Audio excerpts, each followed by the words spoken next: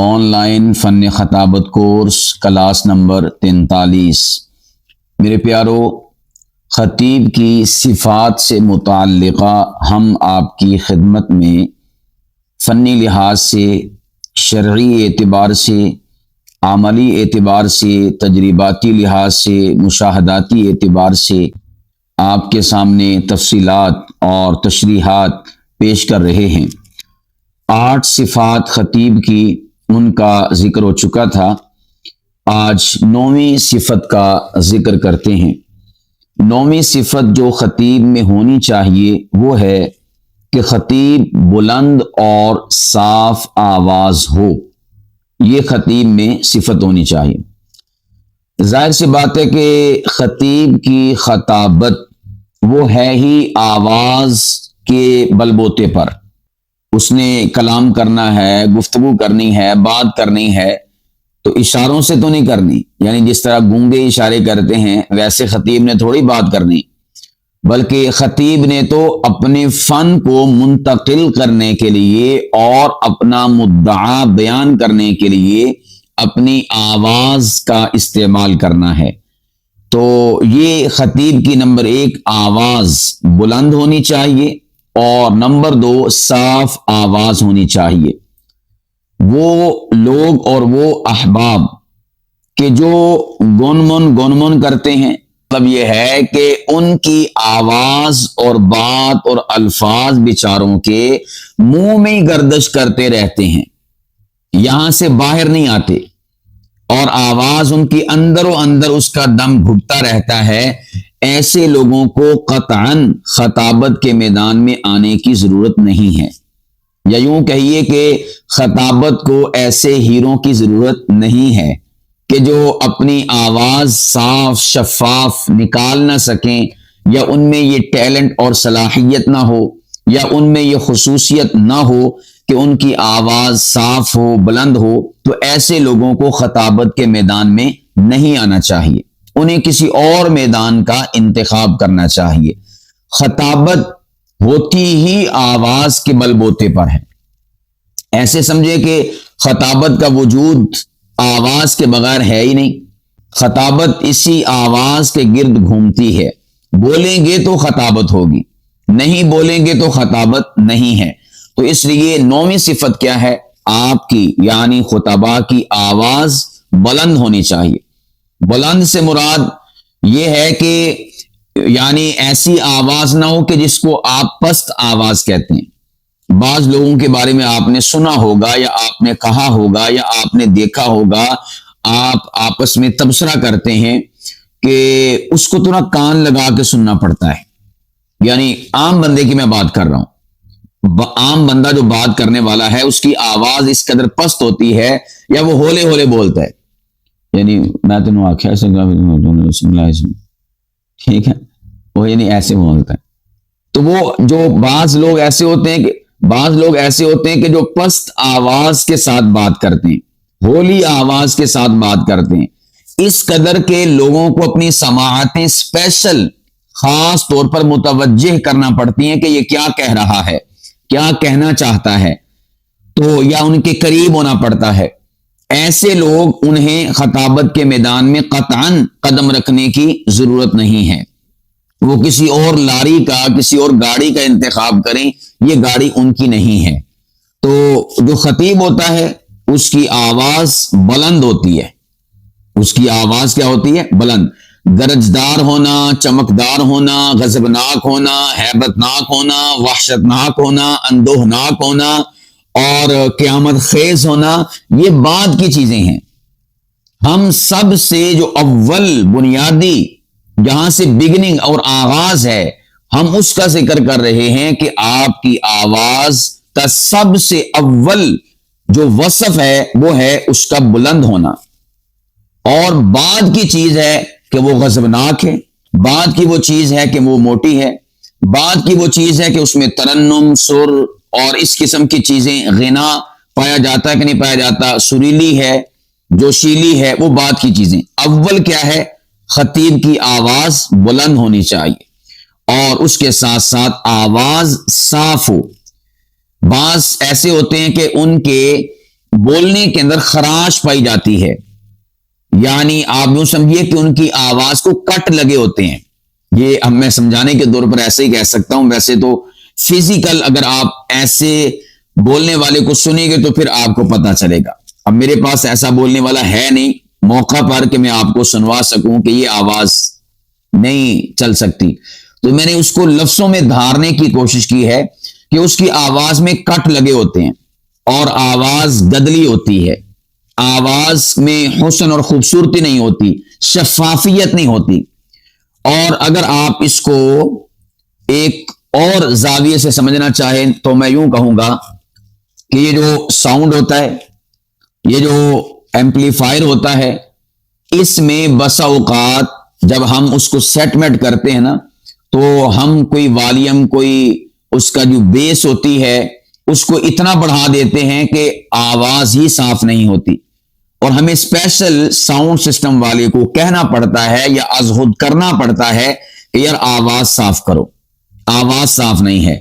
تو پھر ایک اسپیشل بٹن ہوتا ہے یعنی بیس والا، اس کو کم کرتا ہے، کیونکہ جتنی آواز بھاری ہو جائے گی تو پھر اتنی آواز وہ پھٹ جائے گی اور صاف سمجھ نہیں آئے گی.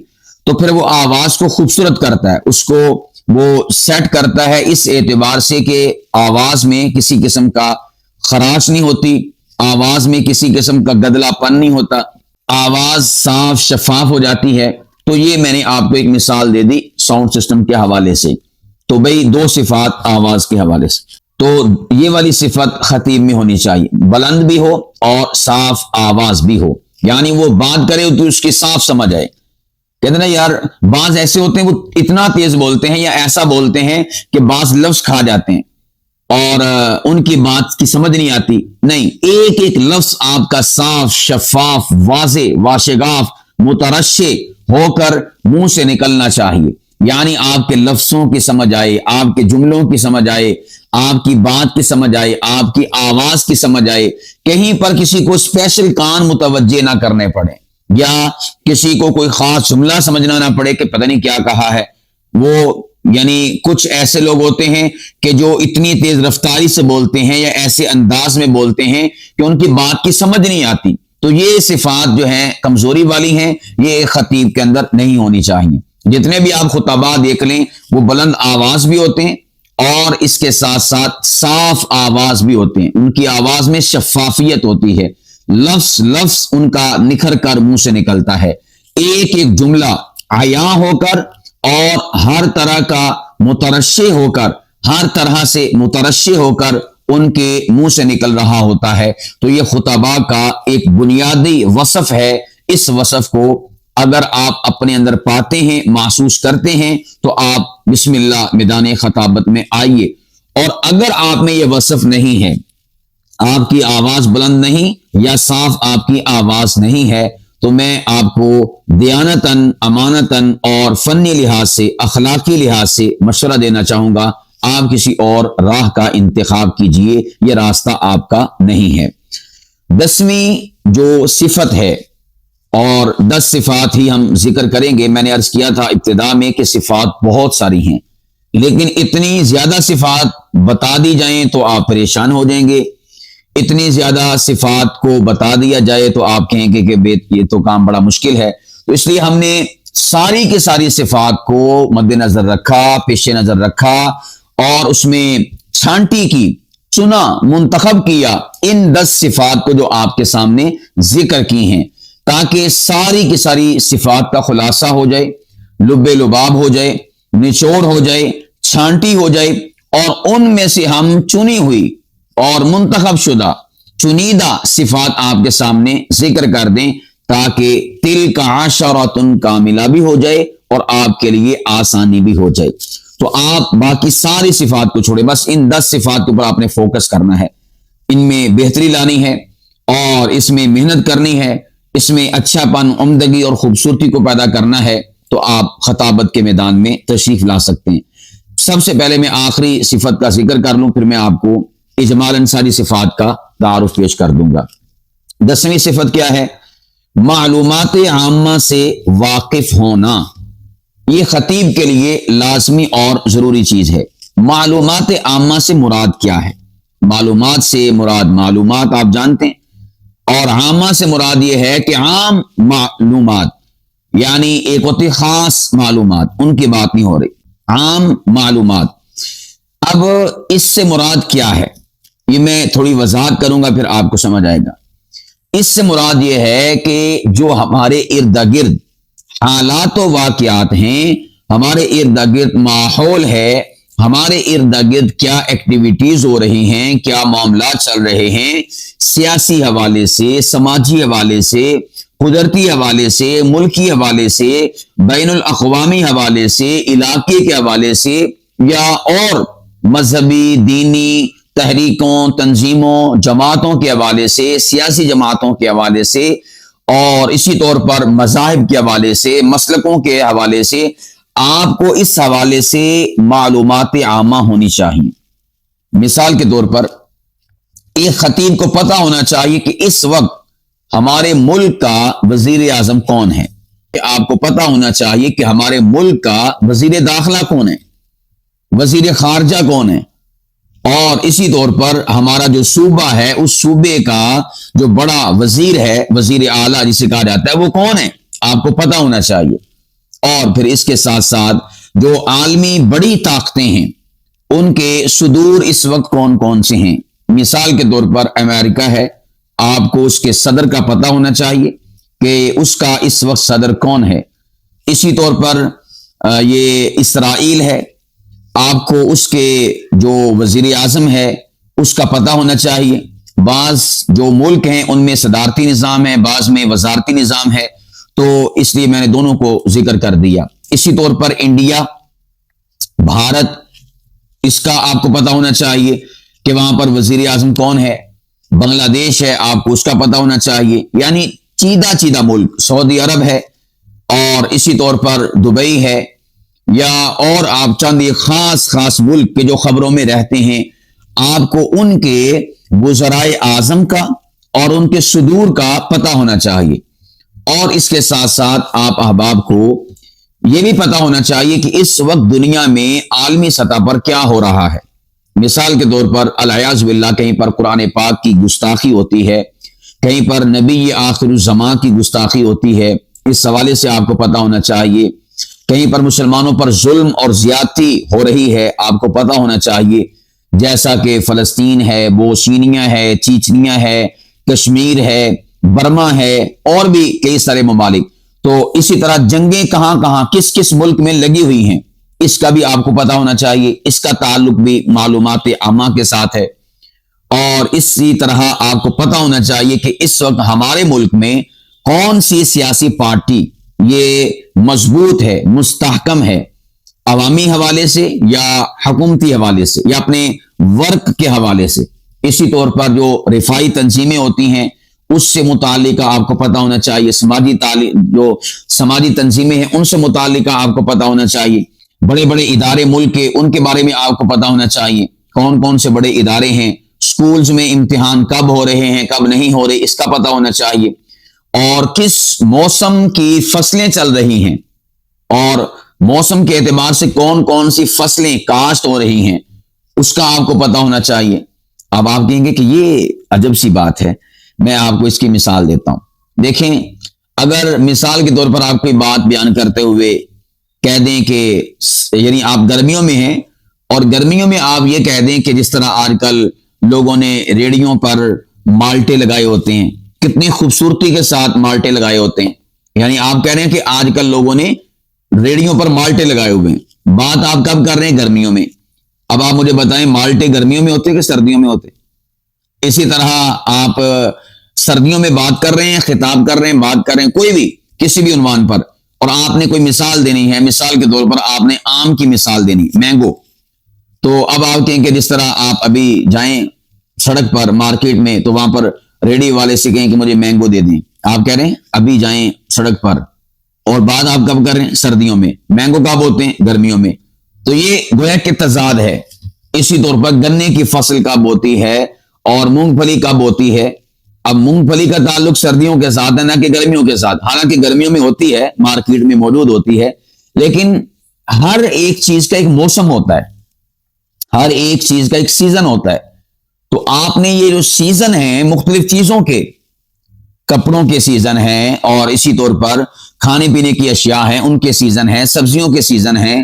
آپ کو پتا ہونا چاہیے کہ مولیاں کس موسم میں ہوتی ہیں، پالک کس موسم میں ہوتی ہے، ساگ کس موسم میں ہوتا ہے.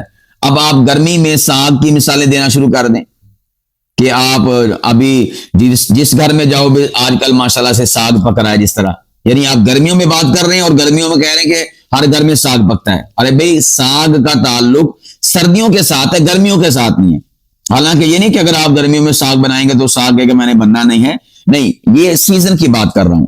تو آپ کو سیزن کا پتا ہونا چاہیے، فصلوں کا سیزن ہے اس کا پتا ہونا چاہیے، مارکیٹس کے جو سیزن ہیں ان کا آپ کو پتا ہونا چاہیے، پھلوں کا سیزن کون سا ہے اس کا آپ کو پتا ہونا چاہیے، محافل کا سیزن کیا ہے اس کا آپ کو پتا ہونا چاہیے، مجالس کا سیزن کیا ہے اس کا آپ کو پتا ہونا چاہیے. اسی طرح سکولز کے حوالے سے، بلکہ یہاں میں ایک اور بات کی طرف آپ کی توجہ دلانا چاہوں گا، بالخصوص خطباء کو پتا ہونا چاہیے کہ کون کون سے ڈے آج کل چل رہے ہیں.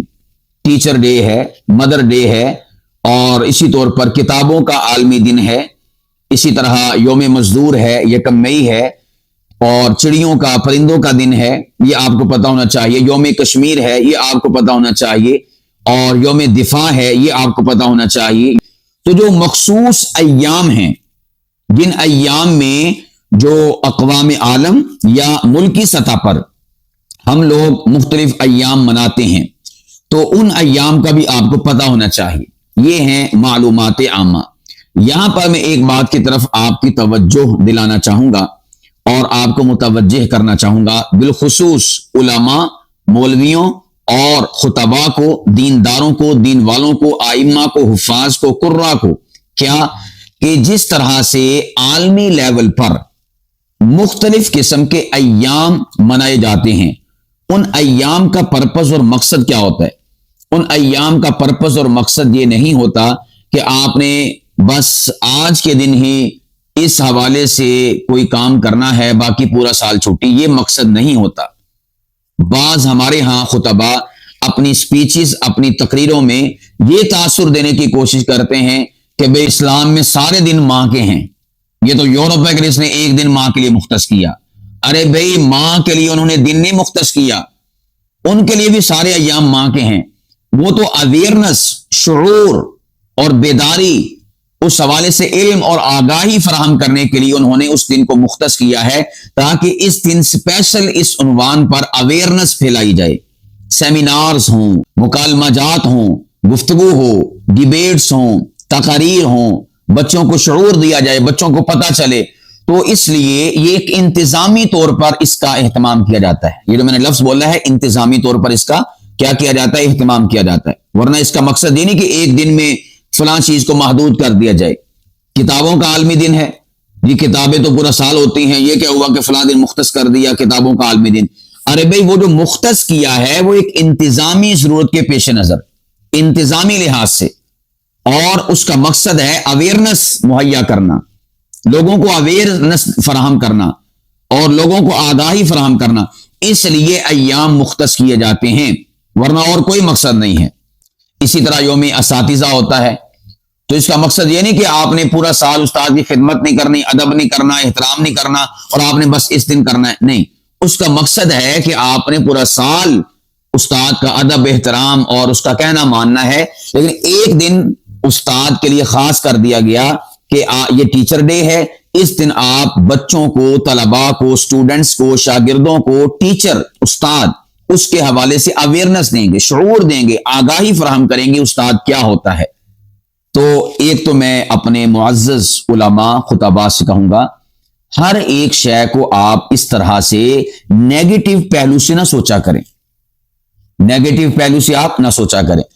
اچھا ایک اور بات بھی کر دیتا ہوں، بعض ایسے بھی ہیں وہ کہتے ہیں کہ ہم انگریزوں کے متعین کردہ دنوں کے مطابق کیوں چلیں، یعنی انہوں نے اگر کوئی کتابوں کا دن رکھا ہے، استادوں کا دن رکھا ہے، ماں باپ کا دن رکھا ہے، تو ہم ان کے پیچھے کیوں چلیں، ہم ان کی تقلید کیوں کریں.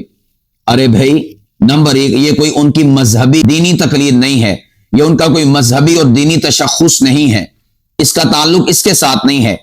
یہ جو ہمیں مشابہت سے بچنے کا اللہ کے نبی نے حکم دیا ہے، اس کا تعلق مذہبی اور دینی مشابہت ہے، انتظامی مشابہت نہیں، سماجی اور معاشرتی ضرورت والی مشابہت نہیں، اس کا تعلق کس کے ساتھ ہے؟ مذہب اور دین کے ساتھ۔ اور نمبر دو، آپ کہتے ہیں کہ ہم ان کے متعین کردہ ایام کے پیچھے کیوں چلیں؟ نمبر ایک، میں آپ سے کہنا چاہوں گا کہ آپ دیگر معاملات میں تو ان کے پیچھے چلتے ہیں، ٹیکنالوجی میں، گاڑیوں میں، موبائلز میں اور کافی ساری آلات، مشینوں میں، مشینری میں آپ ان کے پیچھے چلتے ہیں، ان کی چیزیں استعمال کرتے ہیں۔ تو یہ کیا ہوا کہ آدھا تیتر آدھا بٹیر، یہ لے لیا وہ نہیں لینا، بھائی اس میں کوئی قباحت نہیں ہے۔ اور نمبر سیکنڈ، مان لیا کہ آپ ان کے پیچھے ان ایام کو لے کر نہ چلیں، تو پھر کم از کم آپ کچھ اس جوگے ہو جائیں کہ آپ ان ایام کو مختص کریں، آپ اپنی طور پر ایام مختص کر لیں، یعنی نہ ہم نے کرنے، اور جنہوں نے کیے ہیں، جنہوں نے کوشش کی ہے، جنہوں نے عالمی لیول پر اس کو منوایا ہے اور ثابت کیا ہے، ہم نے ان کی مخالفت بھی کرنی۔ تو یہ تو وہی ہو گیا کہ نہ کھیلنا ہے اور نہ کھیلنے دینا ہے۔ بھئی ایسے دنیا میں آپ سروائیو نہیں کر سکتے، دنیا میں ایسے نہیں چلا جاتا، کچھ پروٹوکولز ہوتے ہیں، کچھ ایس او پیز ہوتی ہیں جن کو فالو کرنا پڑتا ہے۔ تو میں آپ احباب سے کہوں گا کہ اس پر چی بچی ہونے کی ضرورت نہیں ہے کہ اہل یورپ نے متعین کیے ہیں تو ہم کیوں منائیں۔ بھئی آپ ان کا جو مدعا ہے، جو اس کا فائدہ ہے، بس اس پر توجہ مرکوز رکھیں، فائدہ ہے کہ نہیں ہے، آپ بس اس چیز کو دیکھیں، اویئرنس ہے، علم ہے، آگاہی ہے، آپ اس پر فوکس کرتے ہوئے ان ایام کو منائیں۔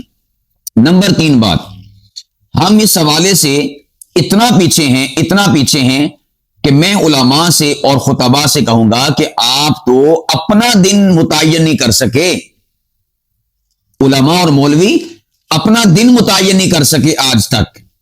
آپ خود سوچیں، ہر حوالے سے اویئرنس کے لیے ایام مختص ہیں معاشرے کے اندر، جس طرح میں نے عرض کیا، یوم اساتذہ، ٹیچر ڈے مختص ہے نا، چڑیوں کا دن مختص ہے، یوم کشمیر مختص ہے، یوم دفاع مختص ہے، اور اسی طور پر آپ دیگر جو ایام ہیں، جس طرح مزدوروں کا دن ہے یکم مئی، مختص ہے نا۔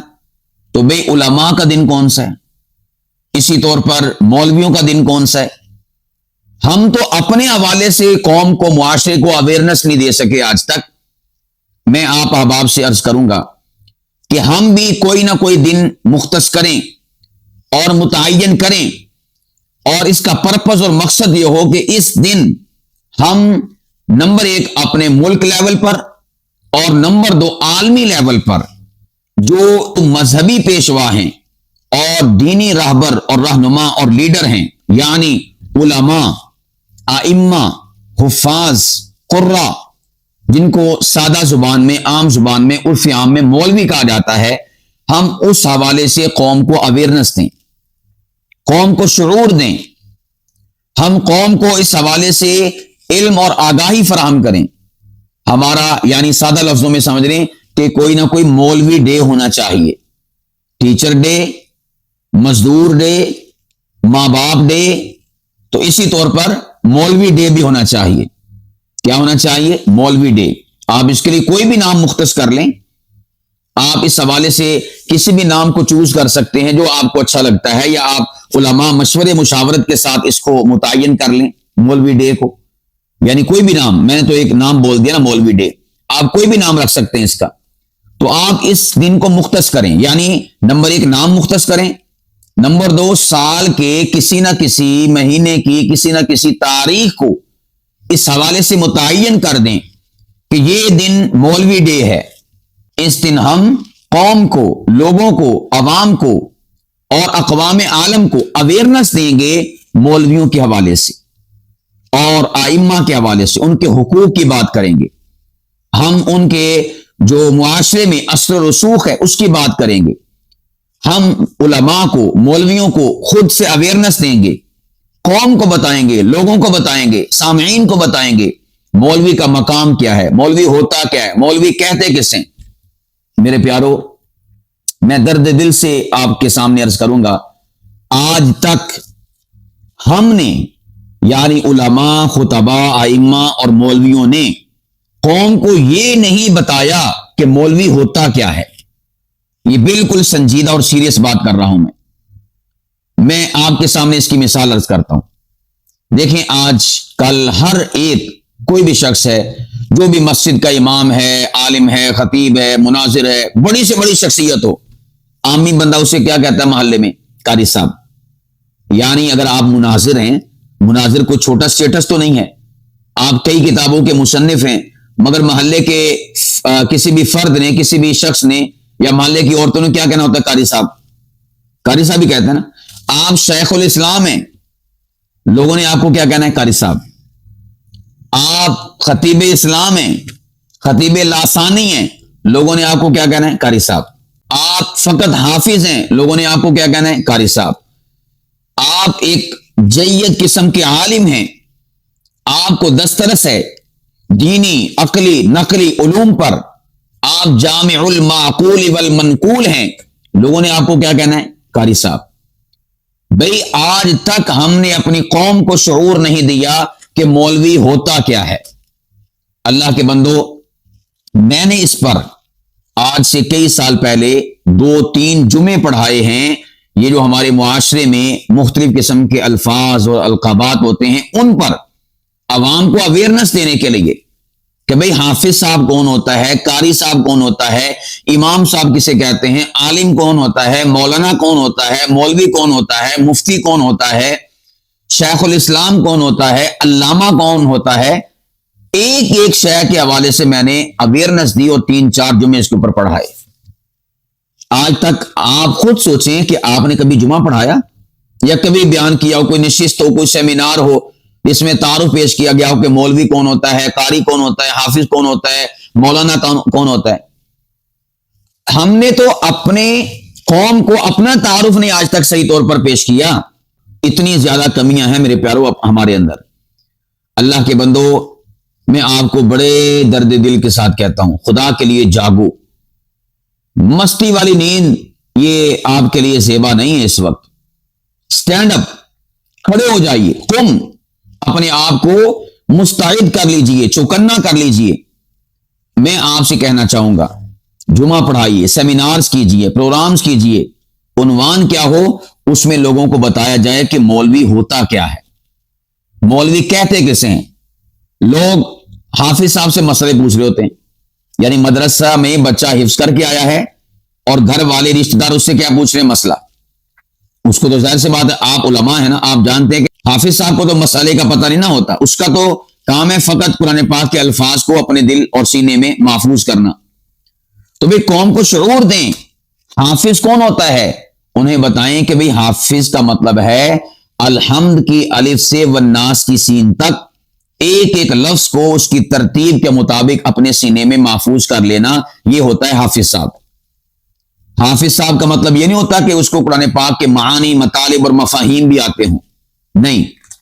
آپ بتائیں قاری صاحب کون ہوتا ہے. بلکہ میں قاری صاحب کو بتانے سے پہلے ایک اور بات بتا دوں. ہمارے ہاں تو اس قدر جو علماء اور مولویوں کے القابات اور نام ہیں، ان حوالوں سے بے ادبی پائی جاتی ہے اور ایک لاشعوری پائی جاتی ہے کہ آپ سوچ بھی نہیں سکتے. میں آپ سے پوچھتا ہوں، لوگ معاشرے میں نابینا جو بندہ ہوتا ہے، جس کی آنکھیں نہیں ہوتی، بینائی نہیں ہوتی، اسے کیا کہتے ہیں؟ حافظ جی. نابینے کو کیا کہتے ہیں؟ حافظ جی. آپ میرے پیارو جانتے نہیں ہیں کہ لوگوں نے، دشمنوں نے، اسلام مخالفوں نے آپ کے ساتھ ہاتھ کیا کیا. وہ آدمی کے جسے دکھائی نہیں دیتا اسے لوگ حافظ جی کہتے ہیں. بھئی حافظ جی تو وہ ہوتا ہے جو قرآن پاک کو حفظ کرے. گویا کہ ایک کمزوری کو اتنا اعزازی اعزازی ٹائٹل اور نام دے دیا گیا. حافظ بہت بڑا ٹائٹل ہے، بہت بڑا اعزاز ہے، بہت بڑا منصب ہے، بہت بڑا عہدہ ہے، بہت بڑا سٹیٹس ہے، بہت بڑی ڈگری ہے. لیکن معاشرے میں ایک نابینے کو حافظ جی کہا جاتا ہے. معاشرے میں ایک کمزوری کا نام انہوں نے حافظ جی رکھ دیا ہے. بینائی کا نہ ہونا، ادا کہہ لو کہ انے نو معاشرہ ساڈا حافظ جی کہندا، انے نو. اب جب معاشرے میں انے کا تعارف حافظ جی ہے نا، تو جب آپ قرآن پاک پڑھ لیتے ہیں، یاد کر لیتے ہیں، تو گھر والے کہتے ہیں ماشاءاللہ میرا بیٹا حافظ جی ہے. تو وہ سمجھتے بھی انا وا انا، یعنی اے دنیا تو انا، انہوں کھ پتہ نہیں ہے گا، اے للو وا، اس میں کمزوری ہے، اس میں عیب ہے، اس میں بیماری ہے، اس میں ویکنس ہے. لفظوں کا بڑا اثر ہوتا ہے. یہ لفظ لوگوں کے اذہان پر نقش ہیں اور وہ اسی کے تناظر میں پھر بیہیویئر اور معاملہ اور رویہ رکھتے ہیں. وہ کہتے ہیں تھے حافظی علی یعنی یہ انامہ. نمبر ایک، جو علماء کے القابات اور نام معاشرے میں غلط کمزوریوں کے حوالے سے لوگوں نے ڈالے ہوئے متعین کیے ہوئے نا، تو ہم ان کے حوالے سے عوام کی ذہن سازی کریں، عوام کو بتائیں کہ بھئی نابینا آدمی اسے لوگ افسر صاحب کیوں نہیں کہتے، اسے وزیر اعظم کیوں نہیں کہتے، نبینے کو صدر کیوں نہیں کہتے، اسے حافظی کیوں کہتے ہیں؟ اس لیے کہتے ہیں تاکہ جو حافظ کا لقب اور ٹائٹل ہے، اعزاز ہے، اس اعزاز کو کم کیا جائے، اسے پست کیا جائے، اسے بے وقات کیا جائے، اسے ان ویلیو کیا جائے. اس لیے لوگوں نے معاشرے کی ایک کمزوری، ایک بیماری کا نام حافظی رکھ دیا. مولوی ڈے متعین کر کے معاشرے کو اویئرنس دیں، شعور دیں، آگاہی دیں، ورنہ وہ کہتے رہیں گے نبینے کو حافظ جی، اور آپ کو بھی سمجھتے رہیں گے حافظ جی، مدارس میں بھی حافظ جی. اچھا، یہاں پر اللہ اکبر بڑی باتیں ہیں، کوئی ادھر سے کوئی ادھر سے. ساتھ ساتھ ہی عرض کر دیتا ہوں، ہمارے جو مدارس کے محتممین اور اساتذہ ہیں اور صوفیہ ہیں، میں نے کئی جید قسم کے علماء کی کتابوں کی تقاریض پڑھی ہیں کہ وہ اپنے مدرسہ کے محتمم سے کہتے ہیں تقریض لکھ دیں. اب مدرسہ کے محتمم صاحب کیا کرتے ہیں کہ اس جید عالم دین، کتاب لکھنا کوئی سوکھا کام نہیں ہے، تو اس کو جو وہاں پر تحریر میں، تقریض میں جب اس کا تذکرہ کرتے ہیں تو لکھتے ہیں مولوی فلاں صاحب. اللہ کے بندو، نمبر ایک، آپ عرف کا اعتبار کریں، عرف کا لحاظ کریں. کیا آپ کتاب الفقہ میں عرف نہیں پڑھتے کہ عرف کا کتنا اعتبار ہوتا ہے؟ آپ دیکھیں عرف میں مولوی کسے کہا جاتا ہے. عرف میں مولوی ہلکی چیز ہے. عرف میں مولوی کا لقب اور ٹائٹل یہ ایک ہلکا سمجھا جاتا ہے. کیا ہمارے علماء اتنے تنگ دل ہیں کہ اپنے جامعہ کے جو اساتذہ ہیں، جن کی کوئی علمی کاوش ہے، کوشش ہے، اس کو ایک اچھے اور مہذب الفاظ میں سراہ بھی نہیں سکتے؟ اسی طرح آپ دیکھیں جب ہمارے ہاں دستار بندی ہوتی ہے، آپ وہ 8 سال پڑھ چکا ہے، اسے کیا کہہ رہے ہیں؟ مولوی صاحب، مولوی عمران بن فلاں، مولوی یوسف بن فلاں، مولوی. بھئی معاشرے میں اس وقت لفظ مولوی یہ ایک گالی کے طور پر جانا پہچانا جاتا ہے.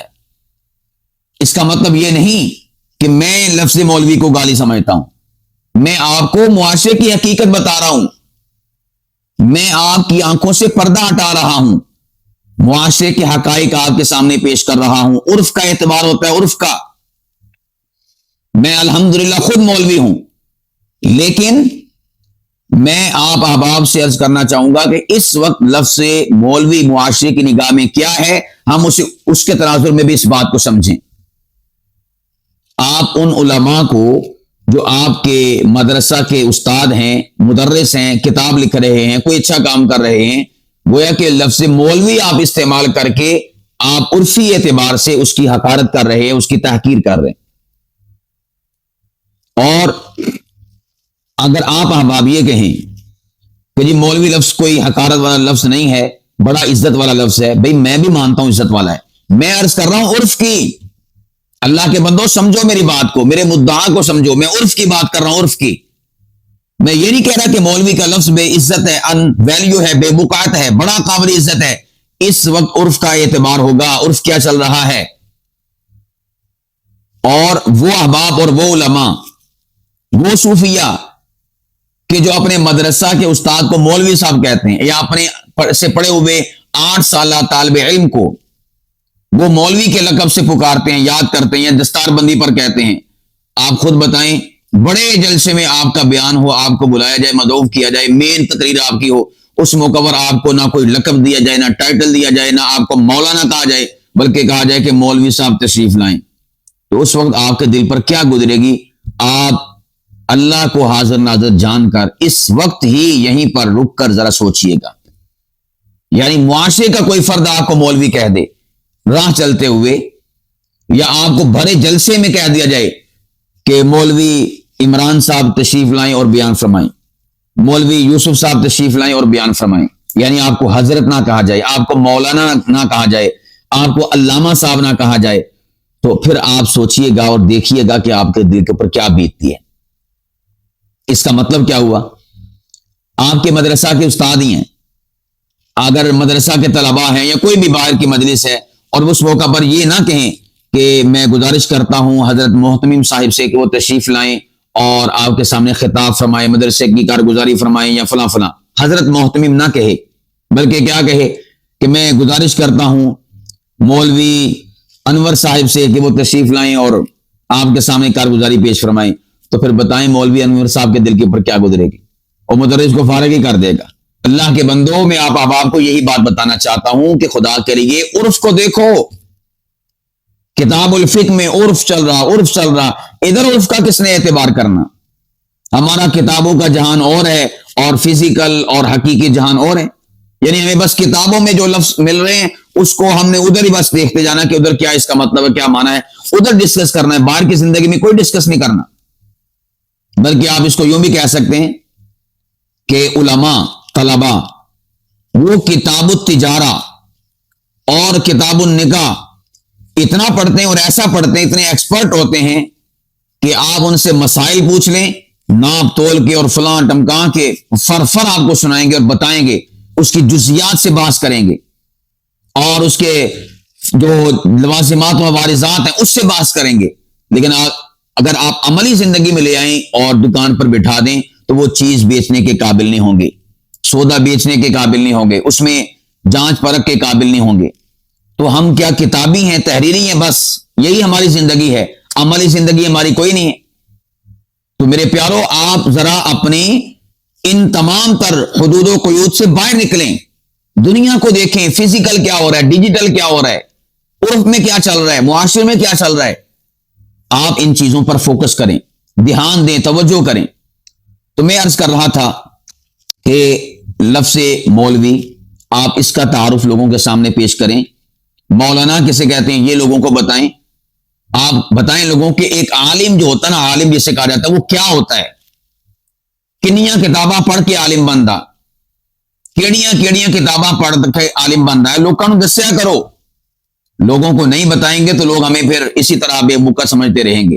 لوگوں کو بتائیں، عالم بننے کے لیے عیسیٰ گوجی پڑھنی پڑتی ہے، لوگوں کو بتائیں عالم بننے کے لیے تحصیل المنطق پڑھنی پڑتی ہے، قطبی پڑھنی پڑتی ہے، اور اسی طور پر مختصر المعانی پڑھنی پڑتی ہے، کنز الدقائق ہے، اور شرح ملا جامی ہے، یہ پڑھنی پڑتی ہے، کافیہ پڑھنی پڑتی ہے، اور تجوید پڑھنی پڑتی ہے، اور تفسیر پڑھنی پڑتی ہے، الفوز الکبیر پڑھنی ہوتی ہے، مشکات ہے، بخاری ہے، مسلم ہے، ابو داود ہے، ترمذی ہے، ابن ماجہ ہے، نسائی ہے، موطا امام محمد ہے، موطا امام مالک ہے، 20-30 کتابیں پڑھنی ہوتی ہیں۔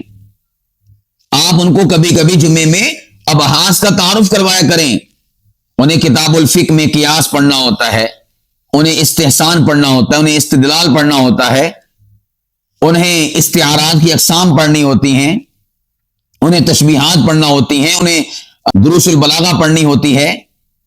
آپ سارے کے سارے علوم سے واقفیت جب تک قوم کو، لوگوں کو، سامعین کو نہیں کروائیں گے، یاد رکھیے گا مولوی کا امیج معاشرے میں بہتر نہیں ہوگا، حافظ کا، قاری کا۔ ارے بھائی لوگوں کو بتائیں قاری کسے کہتے ہیں، قاری نہ کوئی سکھ ہے؟ آج کل جس نے 4 سورتیں پڑھی ہیں لوگ اسے بھی قاری صاحب کہتے ہیں، جس نے صرف حفظ کیا ہے لوگ اسے بھی قاری صاحب کہتے ہیں، اور جس کو قرآن پاک یاد نہیں ہے لوگ اسے بھی قاری صاحب کہتے ہیں، ہر بندے کو قاری صاحب کہتے ہیں، یعنی جو مسجد میں ہے وہ قاری صاحب ہے۔ ارے بھائی لوگوں کو بتائیں، قاری اسے کہتے ہیں کہ جو 2 سال 3 سال لگا کر تجوید کے اصول اور ضابطے پڑھے، اپلائی کرے، سمجھے، اور مخارج، ادائیگی، اصطلاحات، ان سب کی واقفیت رکھتا ہو، شد بدھ رکھتا ہو، اور عملی طور پر اس کی زندگی میں، زبان پر، تلاوت میں یہ چیزیں اپلائی ہوں، اسے قاری صاحب کہا جاتا ہے۔ 2-3 سال استاد کے سامنے تجوید کا کورس کرنے کے لیے زانو تلمس طے کرنا پڑتا ہے۔ آپ لوگوں کو بتائیں کہ ایک قاری بننے کے لیے قرآن پاک کی مختلف قراءات کو پڑھنا پڑتا ہے، مختلف لہجوں میں قرآن پاک کو سمجھنا پڑتا ہے. ان کو بتائیں والضحا والضحی، مالک یوم الدین، مالک یوم الدین. 7 لہجوں میں قرۂ کرام کو قرآن پاک کو پڑھنا ہوتا ہے.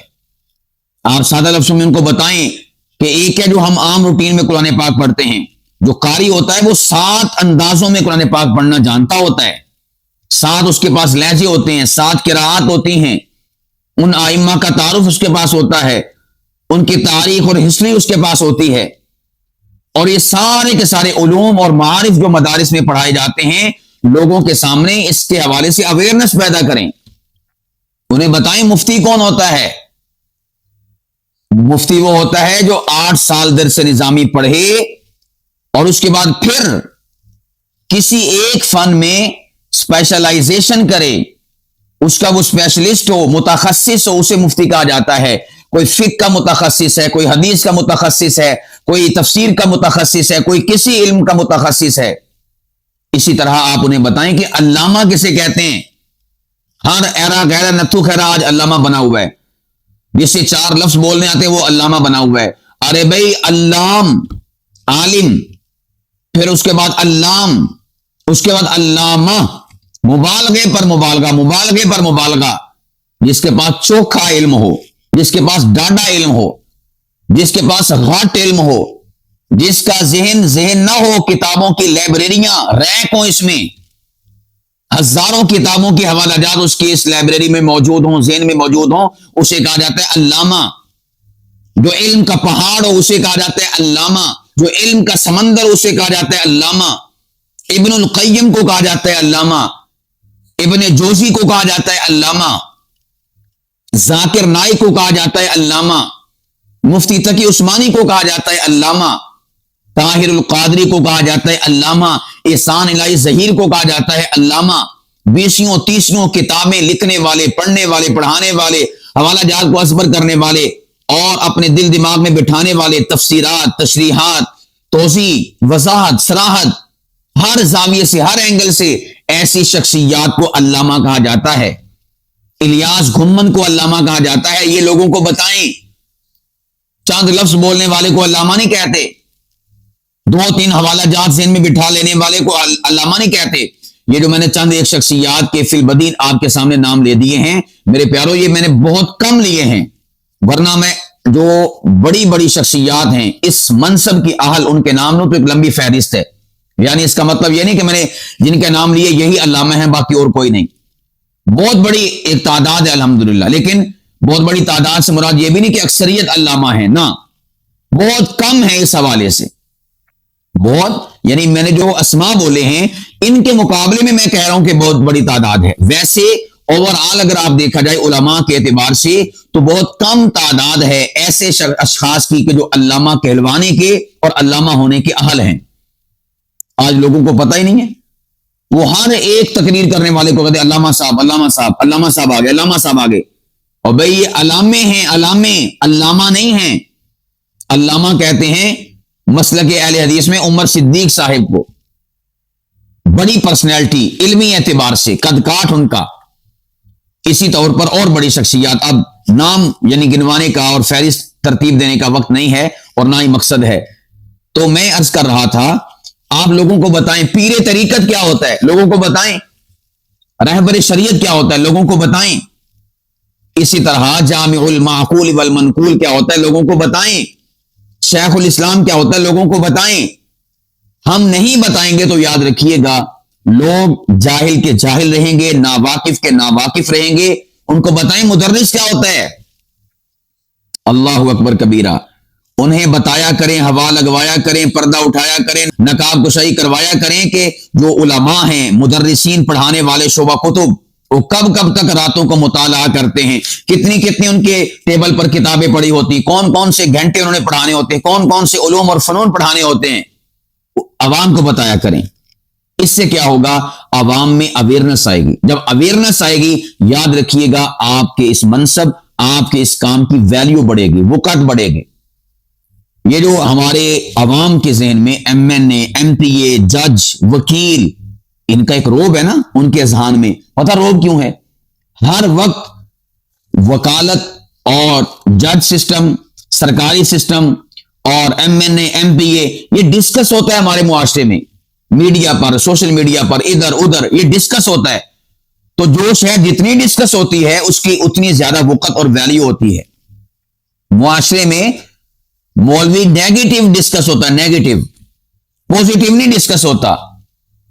यानी लोग समझते हैं जाहिल और मौलवी एक बराबर है, यानी लोग समझते हैं कि मौलवी जाहिल को कहते हैं, लोग ये समझते हैं, मैं लोगों की बात कर रहा हूं। लोगों के यहां ज़हनी सतह यह है कि जिसे कख नहीं पता उसे मौलवी कहते हैं, जो अनपढ़ है उसे मौलवी कहते हैं, जो किसे जोगा नहीं है उसे मौलवी कहते हैं, जो लूला है, लंगड़ा है, अपाहज है, मासूर है उसे मौलवी कहते हैं, जो महदूद है उसे मौलवी कहते हैं, जिसकी सोच का दायरा कार बड़ा कम है, थोड़ा है, उसे मौलवी कहते हैं, जिसे दुनिया जहां का पता नहीं है उसे मौलवी कहते हैं, जो बेवकूफ है उसे मौलवी कहते हैं, जिसे बस अपने पेट की फिक्र है उसे मौलवी कहते हैं, जिसको बस खाना होता उन्होंने मौलवी कहते हैं। लोगों के यहां मौलवी का यह तारुफ है मुआशरे में। जिसे इंग्लिश नहीं आती उसे मौलवी कहते हैं, जो मैसेज नहीं पढ़ सकता, मोबाइल नहीं चला सकता, सोशल मीडिया नहीं चला सकता उसे मौलवी कहते हैं, जो लेटर नहीं पढ़ सकता, खत नहीं पढ़ सकता उसे मौलवी कहते हैं। मुआशरे में ये तासुर है और ये एक इमेज है मौलवी के हवाले से। इस इमेज को क्लियर किसने करना है, इस धुंधलाहट को खत्म किसने करना है, इस पे टाकी शाकी किसने मारनी है, इसकी गर्द किसने झाड़नी है, लोगों को तारुफ किसने करवाना है? क्या दुनियादारों ने करवाना है? मेरे प्यारों, आपने और मैंने करवाना है, क्योंकि हम अपने बारे में ज्यादा जानते हैं ना, कोई और हमारे बारे में ज्यादा जानता है। तो इसलिए मैं आप अहबाब को इस हवाले से अवेयरनेस दे रहा हूं, आगाही फराहम कर रहा हूं। खुदा के लिए जागो, लोगों को बताओ, समझाओ मौलवी क्या होता है, आलिम क्या होता है, मौलाना किसे कहते हैं, अल्लामा कौन होता है, पीर तरीकत कौन होता है, रहबर शरीयत कौन होता है, कारी कौन होता है, हाफिज कौन होता है, उस्ताद कौन होता है, मुदर्रिस कौन होता है, शोबा हिफ्ज का मुदर्रिस क्या होता है, शोबा कुतुब का मुदर्रिस क्या होता है, मुनासिर क्या होता है, मुअल्लिफ क्या होता है, मुरत्तिब क्या होता है, मुसन्निफ क्या होता है, आप कलमकार कौन होता है, उसके हवाले से बताएं। तो मैंने अर्ज किया, बात हो रही थी मालूमात आमा से, और मालूमात आमा से फिर वो अय्याम की मालूमात आ गई। अय्याम से फिर मैंने कहा कि भाई हम तो अपना मौलवी डे नहीं मुतय्यन कर सके, तो मैं आज की इस नशिस्त में ये आप अहबाब की जो ज़हनी गिरें लगी हुई ना उनको खोल के तो आपको एक लाइन दे रहा हूं कि आप इस तरफ तवज्जो करें कि हमने भी एक मौलवी डे मुतय्यन करना है। नंबर एक, मैंने कहा कि नाम का आप इंतखाब करेंगे, बेहतर से बेहतर, आला से आला, जो भी, ये तो मैंने एक एग्जाम्पल के तौर पर आपके सामने रखा। नंबर सेकंड, आप एक तारीख मुतय्यन करेंगे और उस तारीख को फिर मुल्क लेवल पर और आलमी लेवल पर हम इंशाअल्लाह मौलवी डे मनाया करेंगे। मौलवी डे से मुराद मौलवियत के हवाले से अवेयरनेस, शऊर, आगाही और लोगों को मालूमात देना, उस हवाले से इंशाअल्लाह सेमिनार्स, प्रोग्राम्स और महाफिल और कॉन्फ्रेंसेस और इसी तरह मज़ामीन और electronic media, print media, social media, main stream media, हर जगह पर इस हवाले से इंशाअल्लाह हम काम करेंगे ताकि मौलवियत का एक अच्छा इमेज मुआशरे में बुलंद हो सके। अंग्रेज ने, दुश्मन ने इसको खराब किया, इंशाअल्लाह हम इसकी बेहतरी की तरफ अपने आप को गामजन करेंगे, अपने आप को लेकर आएंगे। तो ये एक इब्तदाई तौर पर मैंने आपके सामने आज की इस नशिस्त में बात ज़हन में आई तो कर दी। ये एक अरसे से मैं कई जगहों पर करता आ रहा हूं और कई लोगों की तरबियत कर चुका हूं, कई लोगों को बता चुका हूं। आज चूंकि ज़िमन में बात आ गई तो मैंने आज आपके सामने भी कर दी। तो इंशाअल्लाह हम नेक्स्ट किसी मजलिस में किसी तरीके से इंशाअल्लाह कोई ना कोई तारीख अनाउंस करेंगे और कोई ना कोई तारीख मुतय्यन करेंगे और उसके बाद फिर इंशाअल्लाह हर साल मौलवी डे इंशाअल्लाह पूरे जोश व खरोश से मनाया जाएगा। यानी मनाने से मुराद अवेयरनेस, शऊर, आगाही, ताकि लोग मौलवी के मकाम, मर्तबे और उसका जो स्टेटस है उस हवाले से अपने आप को वो इल्म से आरास्ता कर सकें और मालूमात से आरास्ता कर सकें। तो खैर मेरे प्यारों, मैं अब बात को समेटते हुए आप अहबाब के सामने अर्ज करना चाहूंगा कि हमने खतीब की सिफात को मौजूद सुखन बनाया था। 10 सिफात थी और उन 10 सिफात का खुलासा पेश करके इजाजत चाहूंगा। नंबर 1 है इल्म का होना, नंबर 2 अमल और इखलास का होना, नंबर 3 अपनी बात पर एतमाद का होना, نمبر 4 حاضر دماغ ہونا، نمبر 5 ذخیرہ الفاظ اور تصحیح تلفظ کا ہونا، نمبر 6 نفسیات شناس ہونا، نمبر 7 قوت استدلال کا ہونا، نمبر 8 بہادر ہونا، نمبر 9 بلند اور صاف آواز ہونا، اور نمبر 10 معلومات عامہ سے واقف ہونا۔ یہ 10 صفات ایک خطیب میں ہونی چاہیے۔ اللہ پاک کی ذات ہم سب میں ان صفات کو پیدا فرمائے، اپنے مقام و مرتبہ سے واقفیت نصیب فرمائے، اور اس حوالے سے لوگوں میں اویئرنس اور شعور آگاہی پھیلانے کی توفیق عطا فرمائے۔